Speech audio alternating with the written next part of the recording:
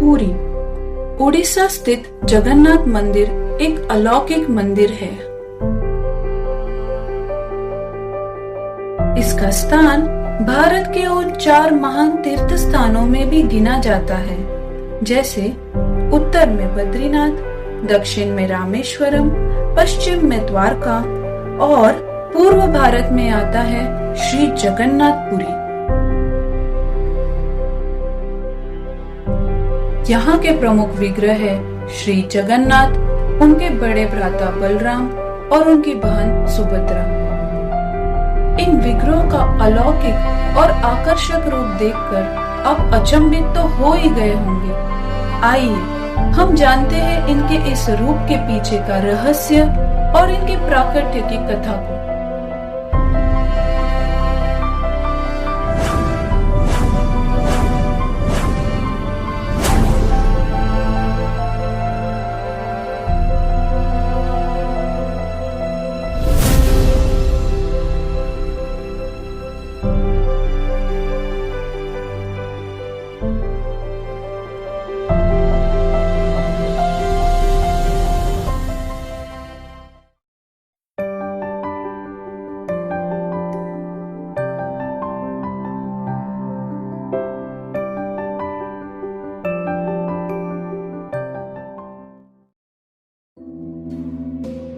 आइए सर्वप्रथम हम उस कथा को श्रवण करते हैं कि जगन्नाथ जी ऐसे अद्भुत रूप में कैसे प्रकट हुए।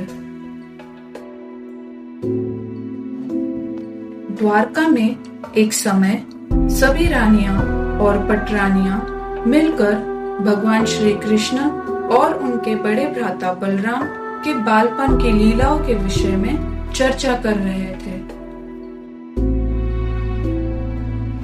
परंतु यह कृष्ण और बलराम की उपस्थिति में करना उचित न जानकर सभी रानियों ने सुभद्रा जी, जो कि कृष्ण की छोटी बहन थी, उनको द्वार पर चौकीदार के रूप में सेवा में रखा, ताकि यदि कृष्ण और बलराम आए तो उनको वे वही रोक दें। और इस प्रकार रानियों के बीच कृष्ण और बलराम के बालपन की लीलाओं पर चर्चा प्रारंभ हुई।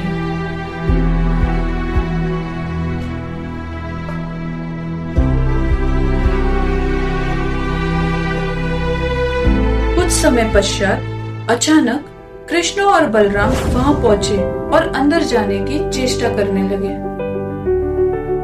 परंतु सुभद्रा ने उनको रोक दिया। अंदर क्या चल रहा है ये जानने के लिए तीनों द्वार पर खड़े रखकर ही कान लगाकर सुनने लगे। जब वे तीनों ने कृष्ण और बलराम की वृंदावन की लीलाओं के विषय में सुना तो वे भावावेश में आ गए और उनके शरीर में अष्ट सात्विक विकार होने लगे। धीरे धीरे उन तीनों का स्वरूप रहस्यमय रूप में बदलने लगा। उसी समय श्री नारद मुनि वहां पहुंचे और उन्होंने यह अद्भुत रूप के दिव्य दर्शन प्राप्त किए। तत्पश्चात उन्होंने भगवान श्री कृष्ण से वचन लिया कि वे इस पतित पावन स्वरूप को सभी भक्तों के लिए सुलभ करें। इसी कारणवश श्री जगन्नाथ, बलदेव और सुभद्रा उनके इस दिव्य रूप में श्री जगन्नाथपुरी में प्रकट हुए। यह वही रूप था जो नारद जी ने द्वारका में दर्शन किए थे।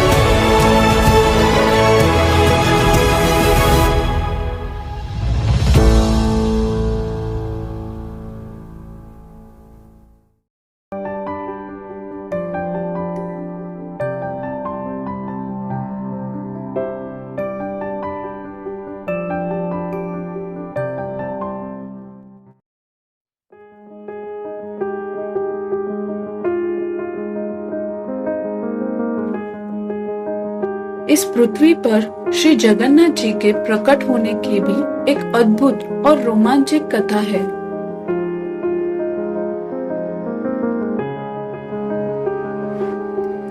अनेक वर्ष पूर्व इंद्रद्युम्न नामक एक धार्मिक राजा थे, जिनको भगवान श्री कृष्ण के विग्रह रूप में सेवा करने की तीव्र इच्छा थी।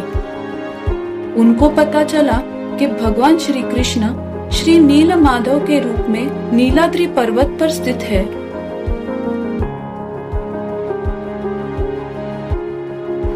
यह जानकर राजा ने अपने ब्राह्मण मंत्री विद्यापति को नियुक्त किया भगवान श्री नील माधव की खोज करने के लिए। विद्यापति भगवान श्री नील माधव की खोज करते हुए अवंतिका पहुंचे और उनको पता चला कि सबर जाति के एक भक्त जिनका नाम था विश्ववसु, वे श्री नील माधव जी की सेवा करने प्रतिदिन कहीं जाते हैं।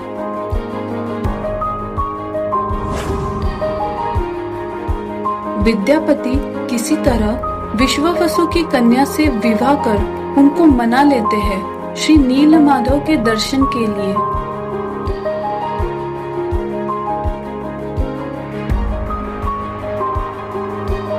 जब वे भगवान श्री नील माधव का दर्शन प्राप्त करते हैं तो वे अचंभित हो उठते हैं और तुरंत राजा इंद्रद्युम्न को खबर पहुंचाते हैं।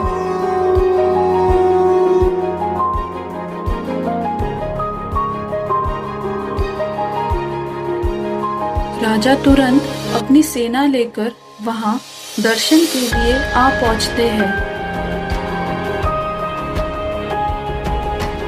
परंतु वे क्या देखते हैं, वहां श्री नील माधव के विग्रह अंतर्ध्यान हो गए हैं। इससे राजा बड़े निराश और दुखी हो जाते हैं। उसी समय एक आकाशवाणी के माध्यम से उनको सूचना मिलती है कि ब्रह्मा जी के 50 वर्ष पूर्ण हो गए हैं, इसलिए अब भगवान श्री नील माधव श्री जगन्नाथ जी के रूप में एक काष्ठ से प्रकट होंगे और उनकी वे सेवा करें। पुरी के समुद्र किनारे एक लकड़ी तैर कर आएगी, जिसे वे लेकर आए और उसी से भगवान श्री जगन्नाथ जी के रूप में प्रकट होंगे। राजा ने उन वचनों का पालन किया। उस आकाशवाणी के अनुसार उनको सच में लहरों पर लकड़ी का तनहा तैरता मिला। राजा खुशी से झूमते हुए उस लकड़ी को महल में ले आए, लेकिन उस ठोस लकड़ी में से कोई भी शिल्पकार कुछ तराश नहीं पाया, और क्योंकि कभी किसी ने भगवान के दर्शन नहीं किए थे, तो इसलिए कोई उनकी छवि तराश नहीं सकता था। वह लकड़ी टस से मस नहीं हुई। जब राजा फिर से दुखी हो गए, तब देवताओं के शिल्पकार विश्वकर्मा एक बूढ़े बढ़ई के रूप में वहां प्रकट हुए और उन्होंने राजा को भरोसा दिलाया कि वे विग्रहों को बनाएंगे, लेकिन शर्त यह है कि 21 दिन तक कोई उसमें बाधा न डाले। राजा ने तुरंत शर्त मान ली और विग्रह का काम प्रारंभ हुआ।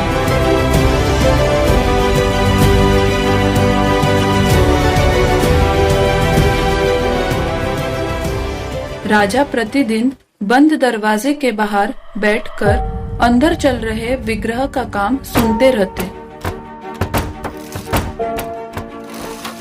ठीक 15वें दिन अचानक अंदर से आवाज आनी बंद हो गई और यह देखकर राजा का सब्र टूट गया और उन्होंने एकाएक दरवाजा खोल दिया। उन्होंने जब अंदर जाकर देखा तो बूढ़े शिल्पकार अंतर्ध्यान हो चुके थे और अपने पीछे लकड़ी की अर्ध बनी मूर्तियां छोड़ गए थे।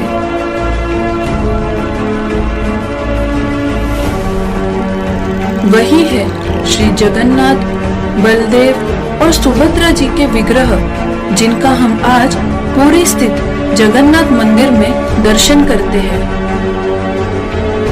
इस प्रकार उस दिन से आज तक प्रति वर्ष लाखों श्रद्धालु आते हैं उनका दर्शन प्राप्त करने और उनके वार्षिक महोत्सव रथ यात्रा में भाग लेने के लिए। सचमुच प्रभु की लीला अपरंपार है। जय जगन्नाथ।